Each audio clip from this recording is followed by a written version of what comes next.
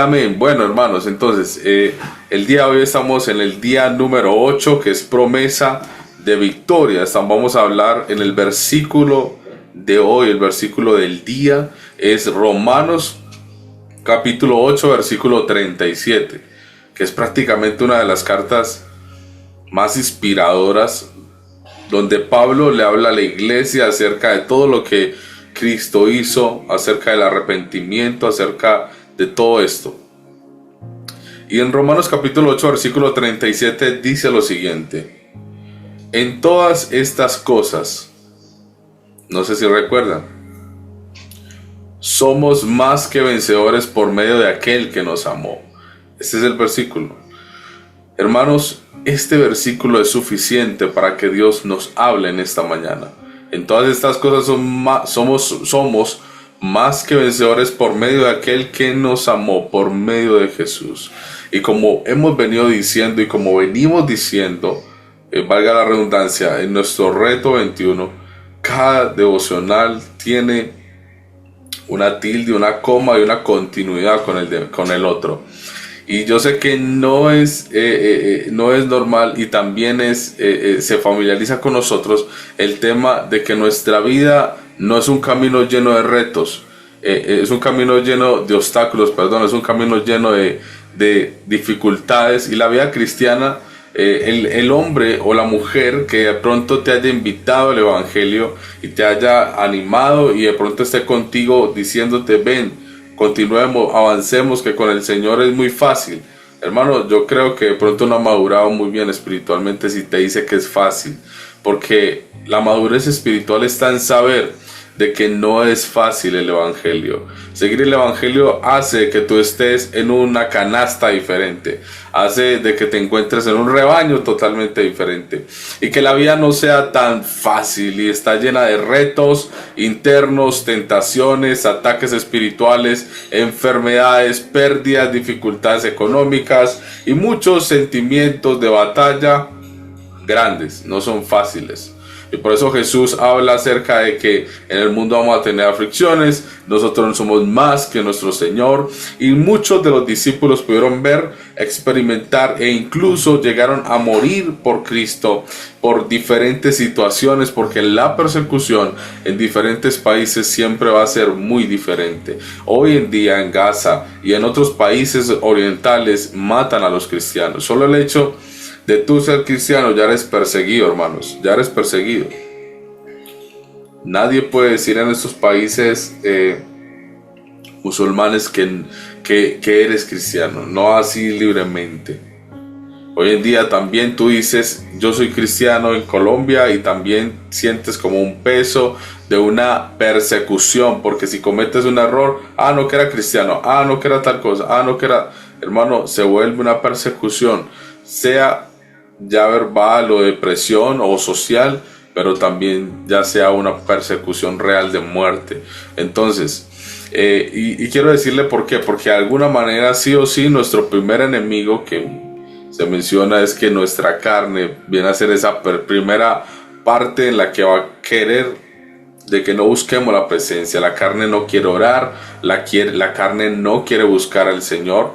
Incluso a nosotros nos da dificultad siempre como a tomar estos hábitos de rutina, en lo que vamos a empezar a buscar y clamamos a Dios, y de repente ya la Biblia nos da sueño, vamos a orar y también vamos a orar y nos da sueño. Y entonces es una lucha constante, incluso con nuestra carne. No es fácil. Entonces quiero decirles de que si alguien te dijo de que esto era fácil, hermano, creo que no está correcto decir de que el camino del evangelio es fácil. Si a través de Cristo podemos soportar, asimilar y avanzar, pero decir que es fácil no es fácil. Nosotros no somos más que nuestro Señor, que murió por nosotros en la cruz, y de alguna manera vamos a cargar ese peso también en el que tenemos que aguantar, porque el reino de los cielos solamente es para los valientes. El reino de los cielos no es para los cobardes, ni los que miran atrás, ni los que vuelven al camino fácil, ni los que dicen no, yo no fui capaz. No, hermano, el reino de los cielos es para la gente que vence, la gente que no se deja intimidar por las luchas internas, por las tentaciones, por los ataques espirituales, por las enfermedades, pérdidas o dificultades económicas que se puedan presentar. Porque nuestra victoria no depende de nuestra fuerza, sino de que Cristo venció en la cruz. Y lo está mencionando aquí Pablo. En todas estas cosas somos más que vencedores por medio de aquel que nos amó. Y por eso Pablo escribe literalmente este tratado que es muy profundo y que escribe a las personas de Roma acerca de la obra redentora de Cristo. Todo lo que encontramos allí en Romanos es impresionante. Desde el capítulo 1 llegando al 8, hermanos, Dios nos habla. Si tú no te has leído esta epístola, léela, porque aquí habla muy claro acerca del arrepentimiento, de los padres. O sea, muy buena, muy buena. Y quiero decirte de que Pablo no afirma de que no va a haber tribulación. Pablo no afirma en esta carta de que todo va a ser muy fácil. Pablo no afirma nada de eso, más bien dice que ni la tribulación, ni la angustia, ni la persecución, ni la espada podrá separarnos del amor de Cristo. Habla de muchas cosas: naufragio, muerte, ángeles, principados, potestades, lo presente, lo porvenir. Pablo menciona todo eso, ¿por qué? Porque es que naturalmente después de que Pablo dio el salto o el paso al evangelio, lo primero que pasó fue que la misma gente con la que él se crió, con la que él defendía su credo, su filosofía, hermanos, lo intentaron matar, lo mataron prácticamente, le tiraron piedras, le intentaron buscar la caída, o sea, lo desterraron de su tierra. ¿Por qué? Porque simplemente el hecho de que dio el paso de fe a seguir a Cristo, su sociedad, su cultura lo intentó matar, siendo él muy relevante, entonces su sociedad pues terminó siendo despreciado por ellos. Lo que significa esto es de que Pablo pudo experimentar el dolor, el desprecio, la amargura, también esa lejanía de los apóstoles. En algún momento él se separó casi 3 años, porque cuando él viene el evangelio nadie creía en él, nadie. Él se fue, estuvo un tiempo separado, duró 3 años. Cuando volvió se encontró con Bernabé, que fue donde lo trató de llevar donde los apóstoles, que casi que no coincide una reunión con los apóstoles, porque era un hombre muy temido, un hombre porque era perseguidor. Saulo de Tarso fue un hombre que autorizó, prácticamente estuvo acorde o de acuerdo en la muerte de Esteban, que fue el primer mártir de los apóstoles de ahí hacia arriba. Entonces vemos cómo Esteban muere a los pies de él, y prácticamente él se agrada de ese tipo de situaciones. Muchos cristianos temían a Saulo de Tarso, pero Dios lo transformó, y cuando dio el paso de fe, de alguna manera se convierte el evangelio. Dios le vuelve y le recobra la vista, y cuando este hombre viene a Jerusalén, cuando este hombre viene a buscar, lo primero que pasó fue que fue despreciado. La gente huía, la gente cada vez que escuchaba ese nombre de Saulo corría. ¿Qué pasó? Le tocó irse 3 años, y cuando vuelve casi no se integra, hermanos, porque es que no es fácil el camino del evangelio. Pero hermanos, quiero decirle de que por más difícil que sea, lejanía, separación, tribulación, angustia, persecución, espada, muerte, naufragio, hambre, lo que sea, hermanos, las derrotas Dios las transforma en victorias. Dios nos da la victoria. Y quiero decirte que para Pablo todo fue despreciado, porque al final le tocó renunciar a todo lo que tenía. Era un fariseo de fariseos, era una persona que tenía una filosofía impresionante, que tenía un credo que no se lo dejaba, digámoslo así, no apostataba lo que él creía. No era tan fácil, hermanos. Se le apareció Jesús de Nazaret diciéndole: ¿por qué me persigas? Y fue encaminado prácticamente al evangelio con una misión específica por nuestro Señor Jesús. Pero desde allí nada fue fácil, nada fue fácil. Y cuando Pablo habla acerca de estas victorias, de alguna manera estas victorias se ven reflejadas en cada detalle y en cada momento. Y yo quiero decirte que todos los días estamos conquistando y ganando una victoria.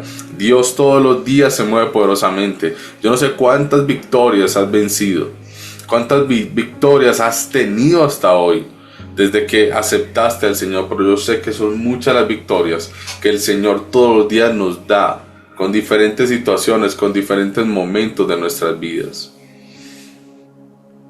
Entonces, me llama la atención, ¿por qué? Porque David, en 1 Samuel capítulo 17, vemos un niñito que nadie creía en él.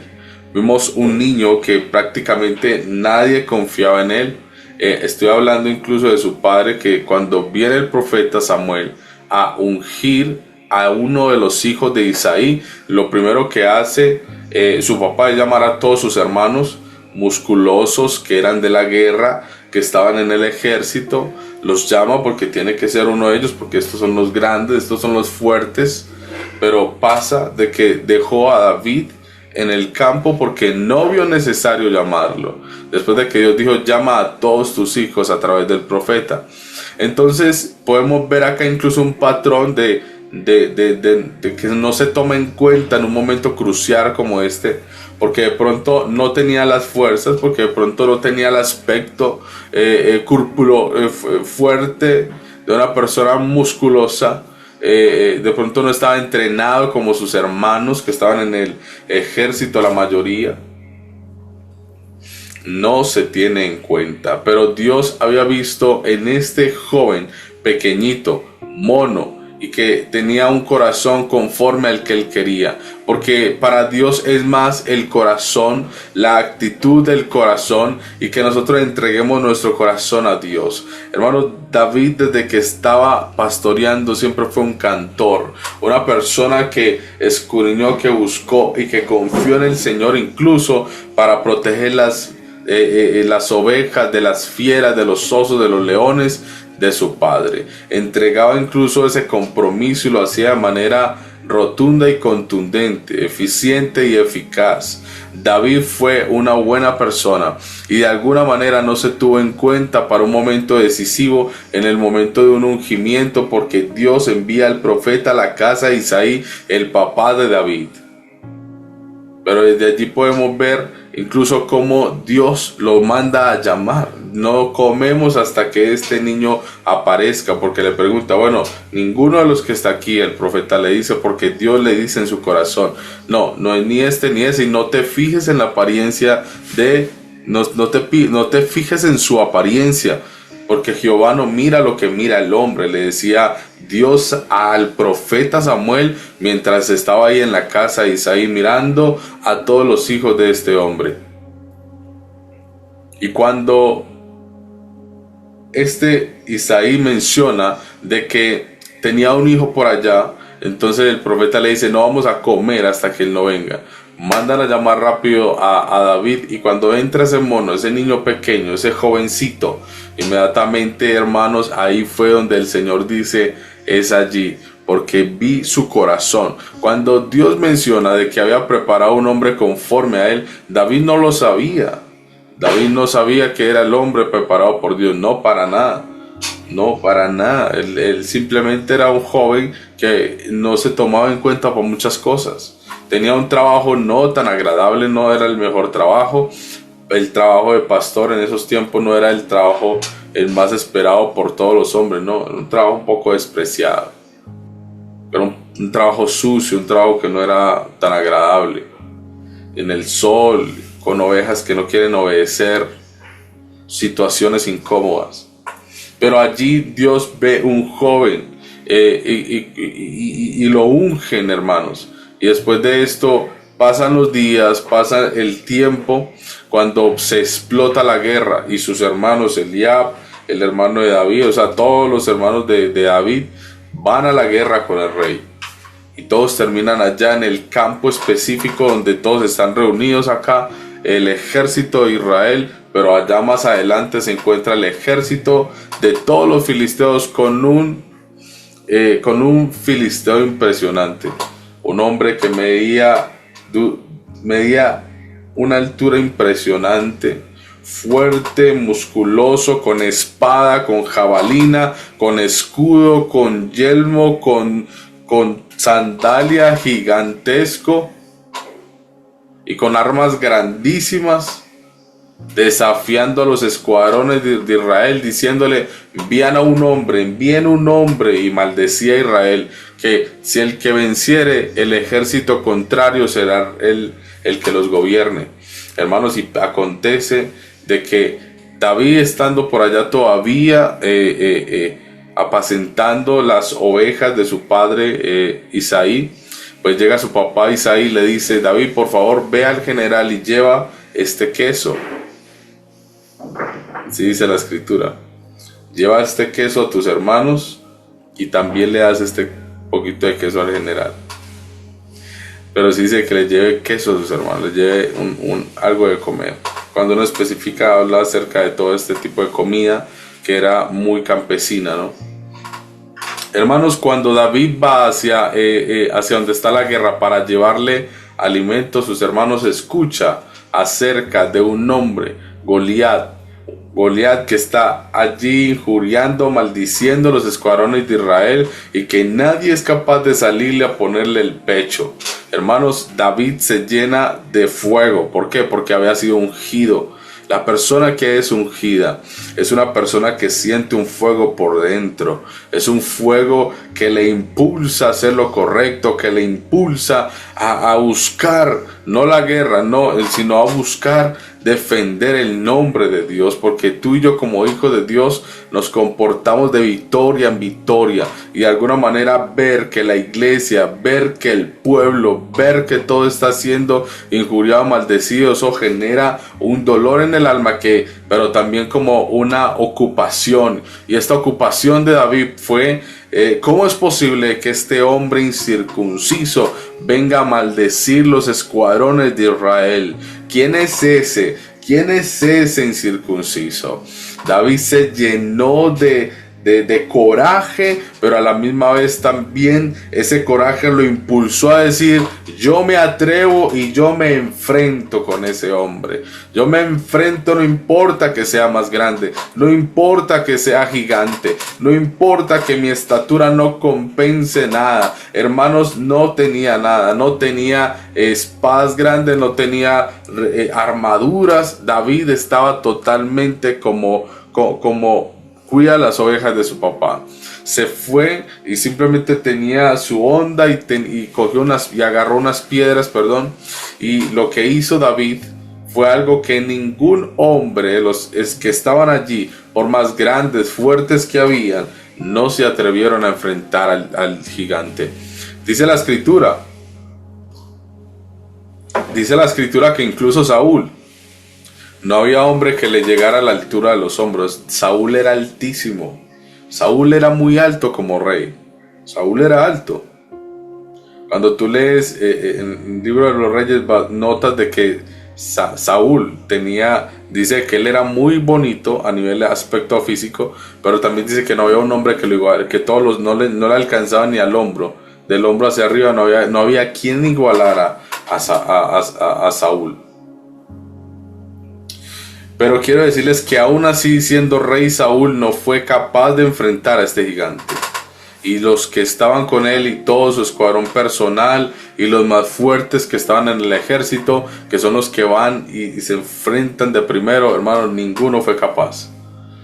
Pero quiero decirles de que David entendió que la victoria no proviene ni de la espada, ni de la lanza, no proviene de la jabalina, no proviene de las armas de fuego, no proviene de ninguna cosa creada por hombres, sino que viene en el nombre del Señor. David entendió de que la victoria venía de lo alto, de que la victoria viene del cielo, porque estaba lleno de fuego del Espíritu, porque había sido ungido. Hermanos, allí mismo el Señor le dio la victoria. Cuando David se va a enfrentar a Goliat, lo primero que le dice: tú vienes a mí con espada, con jabalina, pero yo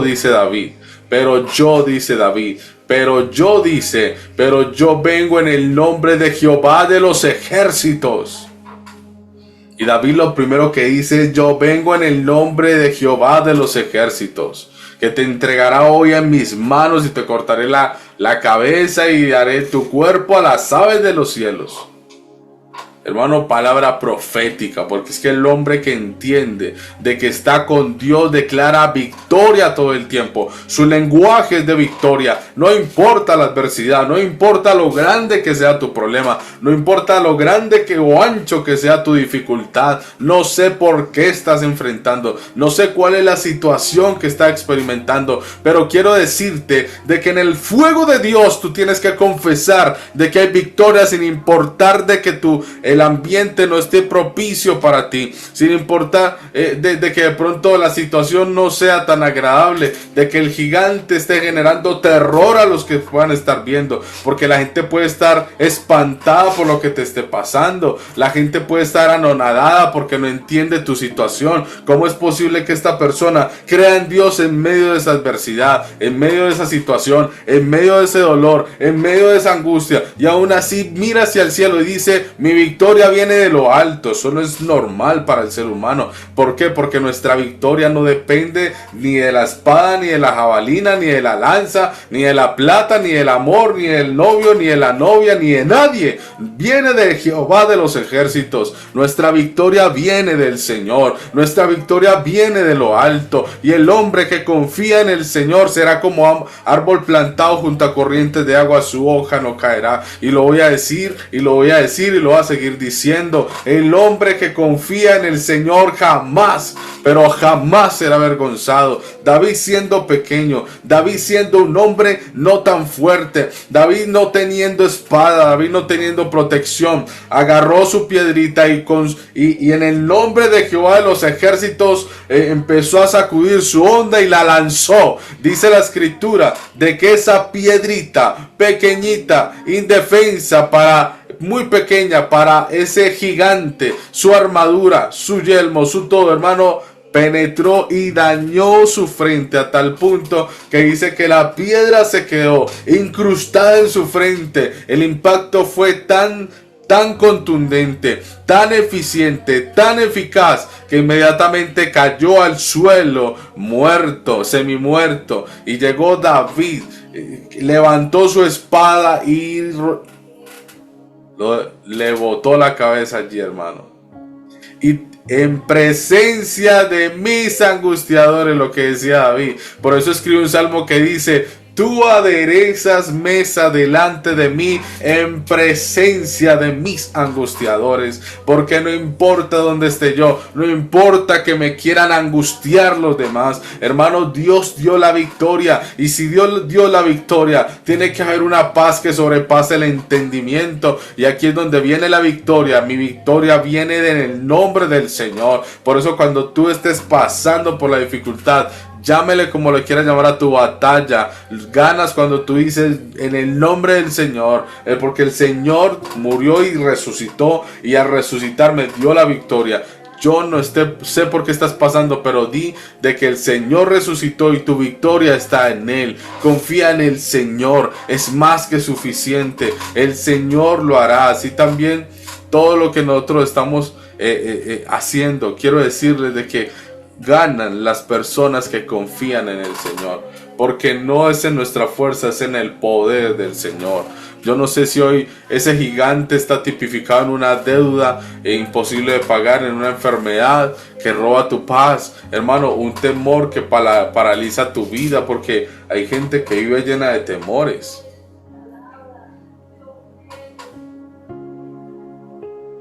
Pero quiero invitarte a que declares con fe: en Cristo soy más que vencedor.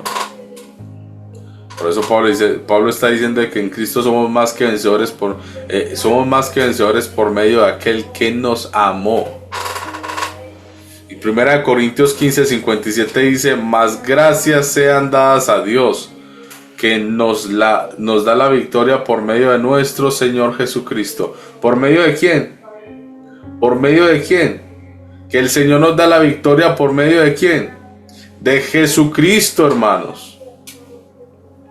Más gracias sean dadas a Dios, que que nos da la victoria por medio de nuestro Señor Jesucristo. Es Jesús de Nazaret, el que resucitó y vive por los siglos de los siglos. Tu victoria depende y es por medio de Él. Así, hermanos, que debemos de confiar en nuestro Salvador Jesús. La victoria en Cristo no es una ilusión ni una probabilidad. Es una certeza absoluta que Jesús venció el pecado y la muerte y el enemigo también. El Señor nos dio la victoria y por eso no importa la magnitud de mi batalla, de mi dificultad, de mi angustia, de mi naufragio, de lo que pueda estar experimentando. Si nosotros creemos, hermanos, ya tenemos la victoria asegurada en Cristo. Por eso la fe es importante, porque sin fe es imposible agradar al Señor. Sin fe es imposible agradar al Señor. No hay forma de agradar a Dios si tú no tienes fe. Si tú no crees y piensas que el Señor lo puede hacer, hermanos, no es fácil agradar al Señor. Al Señor se agradan con dos cosas. La primera es cuando entregamos nuestro corazón y meditamos, pensamos y nos guardamos para Él y escudriñamos en su palabra día y noche y guardamos su mensaje y también lo ponemos en práctica en nuestras vidas. Solo el hecho de la actitud de yo tener a Dios en cuenta en todo lo que vaya a hacer, eso es una de las cosas que al Señor más le agrada. Pero lo que sí es cierto es que la segunda es cuando el hombre confía en Él. Porque el hombre que confía en el Señor, hermano, por eso no es avergonzado, porque está depositando toda su confianza en su Redentor, en su Salvador. Y nosotros debemos de confiar en el Señor con todas nuestras fuerzas. Eso es el verdadero principio cristiano. Confiar en el Señor con todas nuestras fuerzas. No permitir de que el enemigo se aproveche de la situación y tome o gane cancha en nuestra mente, que dejemos de creer, que dejemos de confiar, que dejemos de avanzar. Hermano, hay que creer con todo nuestro corazón, porque el Señor está con nosotros y vive en nosotros. El Señor no nos ha dejado, siempre permaneció y permanece fiel para nosotros. Amén. Padre que estás en los cielos, te damos gracias, Señor, en este tiempo, por tu gran amor, por tu misericordia, por permitirnos, Señor, una vez más presentarnos delante de ti. Ya nos vamos a desconectar de esta aplicación, pero no de tu presencia. Seas tú guardando y bendiciendo todo aquel que nos acompaña en esta hora. Mañana continuamos incluso con nuestro reto. En el nombre poderoso de Cristo Jesús. Amén y amén.